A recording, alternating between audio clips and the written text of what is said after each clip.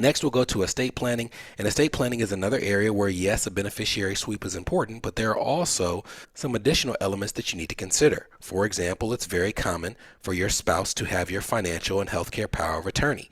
That may be something that you would consider changing even in the event of a separation before a divorce is finalized. So a person you're about to divorce doesn't have the ability to make financial and health decisions on your behalf. But post-divorce, there's a difference between things that are voided and things that typically need to be addressed.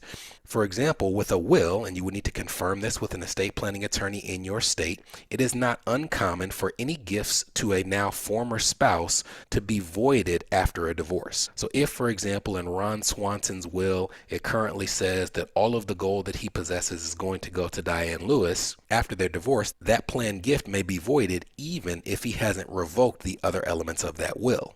Now, this isn't true while separated, and this speaks to the importance of handling things even in the midst of what you're going through, because if you have not currently divorced and you were to pass while separated, it may not be the case that the planned gifts that you have to that spouse are voided. It would be something where that person may be the recipient, and this is also something that we've seen where a spouse in the midst of a separation passes and the recipient of their life insurance or their retirement account is that spouse from which they were estranged. When it comes to things like a trust document, however, it's likely that you would need to revoke or dissolve that trust because, in addition to maybe having planned gifts to a spouse, they are likely also the trustee of that trust in addition to you.